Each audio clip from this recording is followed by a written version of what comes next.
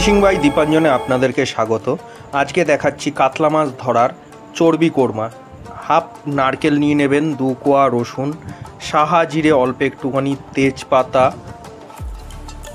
নারকেল তেল, ঘি, দেখুন অল্প একটুখানি চর্বি নেবেন, 5-10 গ্রামের মতন চর্বি, অল্প একটুখানি পেঁয়াজ নেবেন, আর নেবেন জয়িত্রী নেবেন, কিছুটা জয়িত্রী নেবেন, একদম ছোট্ট জয়িত্রী নেবেন, একটা দারচিনি নেবেন। দেখতেই পাচ্ছেন আমি নারকেলটাকে প্রথমত কুড়িয়ে নিচ্ছি, কুড়িয়ে নিতে হবে, মিক্সিতে দেবেন না। দেখতেই পাচ্ছেন চর্বিটা ঠিক 5 থেকে 10 গ্রাম নিয়েছি, ঘিও অল্প নেব এবং নারকেল তেলটা একটুখানি বেশি যাবে, ওই 50 গ্রামের মতন, একটা তেজপাতা, 2টো রসুন আর হালকা একটুখানি পেঁয়াজ নিয়েছি, একদম অল্প একটুখানি পেঁয়াজ। দেখছেন একটা হচ্ছে আপনার এলাচ নিয়েছি, আর অল্প সামান্য অল্প একটুখানি মানে 4 চামচের 1 চামচ সাহা জিরে নিয়েছি, আর অল্প একটুখানি কেশর নিয়েছি এবং 4 ভাগের 1 ভাগ আমি নেব জয়িত্রী। আপনাদেরকে দেখিয়ে দিচ্ছি, দেখুন আবার ভালো করে দেখে নিন পরিমাণগুলো। ও জয়িত্রীটা দেখাবো, দেখবেন, দেখেছেন 4 ভাগের 1 ভাগ আমি জয়িত্রী নিয়েছি। এই হচ্ছে উপকরণ। এবার তৈরি করতে কিভাবে হবে সেইটা আপনাদেরকে দেখিয়ে দিচ্ছি, দেখে নিন ভালো করে। হালকা আছে কড়াই বসিয়ে নেবেন। কড়াই বসানোর পর কড়াইটা একটুখানি গরম হলে 40 থেকে 50 গ্রামের মতন ঘি কড়াইতে দিয়ে দেবেন। দেখতেই পাচ্ছেন আমি এখন ঘি দিচ্ছি, আমি প্রায় 40 থেকে 50 গ্রামের মতন ঘি দিয়ে নিলাম। ঘিটা গরম হয়ে গেলে আমি এতে নারকেল তেল দেবো। নারকেল তেল আপনার ওই 50 থেকে 60 গ্রামের মতন দেবো। দেখতেই পাচ্ছেন আমি নারকেল তেলটা দিয়ে দিলাম।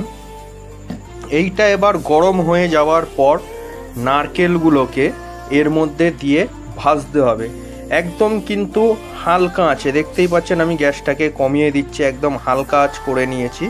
এবার হালকা আঁচেই কিন্তু এইটা পুরো প্রসেসটা আপনাদের তৈরি করতে হবে। দেখছেন আমার তেল আর ঘি মিশিয়ে গরম হয়ে গেছে। এর মধ্যে আমি নারকেল, যে হাফ নারকেল কুড়িয়ে রেখেছিলাম, সেইটা দিয়ে দিলাম। দিয়ে দেওয়ার পর এইটাকে আমি একটুখানি ভালো করে ভাজবো বলতে এই না যে আমি পুরো একদম লালচে করে ভাজবো, যাতে পোড়া না লেগে যায়, যাতে কড়াইতে না লেগে যায়, সমানে কিন্তু খুন্তি দিয়ে নাড়াতে হবে। দেখতেই পাচ্ছেন আমি নাড়িয়ে নিচ্ছি ভালো করে, খুন্তিটা নাড়িয়ে কিন্তু আমি এই যে নারকেলটা আছে সেইটা কিন্তু ভেজে নেব। যদি দেখেন যে ঘি বা তেল একটুখানি কম হচ্ছে, তাইলে আপনারা আর একটুখানি ঘি আর নারকেল তেল দিতে পারেন। দেখতেই পাচ্ছেন আমার একটুখানি কম হয়েছিল, এর জন্য আমি আরও 5 থেকে 10 গ্রাম নারকেল তেল এবং ওই 5 থেকে 10 গ্রামের মতন আমি ঘি দিয়ে নেব। এতে কি হবে, তাহলে নারকেলটা ভালো করে ভাজতে পারবো। এবার আমি ভেজে নেওয়ার পর আপনাদেরকে দেখাচ্ছি। দেখুন আমি কিন্তু এখন সমানে কিন্তু ভাজতেই থাকবো, আমি কিন্তু হাত চালাতেই থাকবো, কেননা যাতে কড়াইয়ের তলায় যেন না লেগে যায়। কাতলা মাছ কিন্তু কোনো পোড়া জিনিস খায় না, কাতলা মাছ কিন্তু খুবই শৌখিন জিনিস। সে কিন্তু শৌখিন জিনিস মানে শৌখিনই, মানে ভালো মন্দ খেতে যায়, কোনো রকম পচা ঠচা খেতে যায় না। দেখতেই পাচ্ছেন আমি রসুনটাকে হাত দিয়ে ভেঙে নিলাম এবং তার সাথেই জয়িত্রী যে ছিল, জয়িত্রীটাও কিন্তু ভেঙে নিলাম। ভেঙে কিন্তু আমি এইটা আবার কড়াইয়ে দিয়ে দেবো। পেঁয়াজটা কিন্তু একদম শেষের দিকে দেবো। দেখেন একটা ছোট্ট এলাচ ছিল, সেই এলাচটাও কিন্তু এর মধ্যে আমি দিয়ে দিলাম। দেওয়ার পর দেখুন চর্বিগুলো আমি কিন্তু দিয়ে দিচ্ছি। মশলাটা কিন্তু ওখানে রেডি করে রাখলাম। চর্বিটা গলে যাওয়ার পরে কিন্তু আমি মশলাপাতিগুলো দেব। চর্বিটা কিন্তু এবার ভালো করে, চর্বি কিন্তু কড়াইয়ের তলায় লেগে যাওয়ার সম্ভাবনা আছে, সেই ক্ষেত্রে ভালো করে কিন্তু নাড়াতে হবে। চর্বি গলে যাওয়ার পরেই কিন্তু মশলাগুলো দিতে হবে।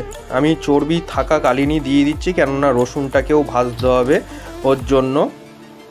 দেখলেন আমি রসুন, ছোট এলাচ এবং জয়িত্রী একসাথে কিন্তু আমি কড়াইয়ে দিয়ে দিলাম। এবার কিন্তু আমি সমানে নাড়াতে থাকবো। দেখুন আমি তেজপাতাটাও দিয়ে দিয়েছি, আপনাদেরকে দেখানো হয়নি ছিঁড়ে দেওয়াটা, তেজপাতাটা আমি কিন্তু তেজপাতাটাও দিয়ে দিয়েছি এবং সাহা জিরে, দেখুন সাহা জিরে দিয়ে দেবো এবং জয়িত্রীটা, দেখুন এটা হচ্ছে জাফরান বা কেশরটাকে দিয়ে দিলাম। দিয়ে কিন্তু এবার সাহা জিরে যেইটা রয়েছে দেখুন সাহা জিরেটাও কিন্তু দিয়ে দেবো, একদম অল্প পরিমাণে সাহা জিরে, কিন্তু ছোট চামচে 4 চামচের 1 চামচ সাহা জিরেটাও দিয়ে দিলাম। এবার দিয়ে কিন্তু সমানে নাড়িয়ে নাড়িয়ে ভাজতে হবে। আমি কিন্তু মোটামুটি সব মশলাই দিয়ে দিলাম, শুধু পেঁয়াজটা বাদে। দেখুন পেঁয়াজটা আমি অল্প একটুখানি সাঁড়াশি দিয়ে থেতে নিচ্ছিলাম, কিন্তু হচ্ছিল না বলে আমি বুড়ো আঙুল দিয়ে টিপ দিয়ে দিয়ে আমি কিন্তু পেঁয়াজটাকে থেতে দিচ্ছি। পেঁয়াজটাও আমি পরে যখন দেবো আপনাদেরকে দেখিয়ে দেবো। আমি এইটা কিন্তু রেডি করে রাখলাম, কেননা ওদিকে কিন্তু না হলে কিন্তু পুড়ে যাওয়ার চান্স আছে। ওর জন্য দেখুন আমি কিন্তু ভালো করে নাড়িয়েই যাচ্ছি কিন্তু কড়াইটা।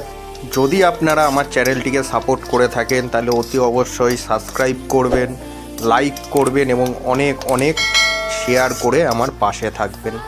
দেখতেই পাচ্ছেন আমি কিন্তু গ্যাসটাকে কিন্তু সেই হালকাই রেখেছি। আমি কিন্তু এর ফ্লেম মানে গ্যাসের ফ্লেমটা কিন্তু এখনও বাড়াইনি, একদম হালকা রেখেছি। হালকাভাবেই কিন্তু ভাজতে হবে। মুরগির যে চর্বি দিয়েছিলাম সেই চর্বিগুলো প্রায় গলেই এসছে, দেখতেই পাচ্ছেন। আমি কিন্তু যেহেতু আমার ক্যামেরা করার কেউ নেই, তার জন্য কিন্তু একটুখানি অসুবিধা হচ্ছে। আমি দেখতেই ওপরে ভেজে নিচ্ছি। ভেজে নেওয়ার পর কিন্তু আমি কীভাবে এটাকে সংরক্ষণ করবো এবং কতদিন এইটা থাকবে আপনাদের কিন্তু সেইটা দেখাবো। পুরোপুরি মুরগির চর্বিগুলো গলে যাওয়ার পর আমি গ্যাসের ফ্লেমটাকে কিন্তু বন্ধ করে দিয়েছিলাম। বন্ধ করে দেওয়ার পরও কিন্তু আপনাকে খুন্তি নাড়াতে হবে, নাহলে কিন্তু আপনি যদি ছেড়ে দেন তাহলে কিন্তু নারকেল কিছু লালচে লালচে ভাজা হয়ে যাবে এবং কিছু সাদা সাদা ভাজা হয়ে যাবে। আমি কিন্তু তারপরে কি করছি না করছি সবই কিছু দেখাবো এবং এটা কি সংরক্ষণ কতদিন করা যাবে। এটিকে 7 দিন আপনি সংরক্ষণ করতে পারবেন, এর বেশি কিন্তু করতে পারবেন না। আপনারা কি করবেন, একটা কাচের জারে আপনারা কিন্তু রেখে দেবেন। আপনারা এই যে চর্বি বাকড়টা আগের দিন করে নেবেন, মানে আপনারা যদি মাছ ধরতে যান তার আগের দিন করে নেবেন।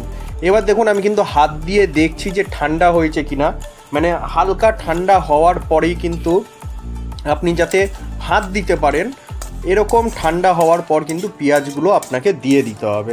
দেখুন আমি একটু পরেই পেঁয়াজগুলো দিয়ে দেবো, মানে পেঁয়াজগুলো না, মানে ওই অল্প যে পেঁয়াজ আমি থেতো করে রেখে দিয়েছিলাম, এমনকি এটা কিন্তু পুরো পেস্ট করে দিলে চলবে না, কিন্তু পেস্ট করে দেওয়ার কাজ আলাদা এবং থেতো করে দেওয়ার কাজ কিন্তু আলাদা।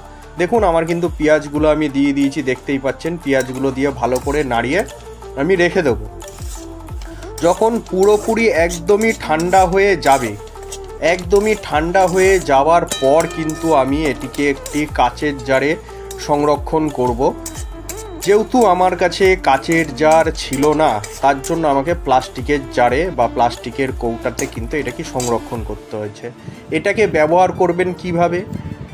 এটাকে ব্যবহার করবেন টোপের ভেতরে পুর হিসাবে। এটি কোন পুকুরে বেশি ভালো চলে? এগুলো হচ্ছে বালির পুকুরে বেশি ভালো চলে, যেখানে আপনার বাকড়, সাদা বাকড় এবং লাল বাকড় চলে, সেই পুকুরে কিন্তু এটি খুবই ভালো চলে। এবার দেখুন আমি কিন্তু প্লাস্টিকের জারে এটাকে সংরক্ষণ করে নেব। সংরক্ষণ করে নেওয়ার পর আবারও দেখে নেব ভালো করে ঠান্ডা হয়েছে কি না, নাহলে কিন্তু এই প্রণালীটা কিন্তু বেশি দিন রাখা যাবে না, বা এই উপকরণটা বেশি দিন রাখা যাবে না। এটাকে কিন্তু গরম গরম অবস্থায় প্যাক করবেন না, ঠান্ডা হয়ে গেলে তারপরে প্যাক করবেন। দেখতেই পাচ্ছেন আমি প্যাক করে নিয়েছি, আপনি ভালো করে দেখে নিন। এটা কিন্তু এরকম সাদা টাইপের থাকবে, বেশি কিন্তু লাল করলে চলবে না। যদি বন্ধুরা আমার ভিডিওটি আপনাদের ভালো লেগে থাকে তাহলে অতি অবশ্যই কিন্তু লাইক করবেন এবং ভিডিওটি দেখার জন্য অসংখ্য ধন্যবাদ।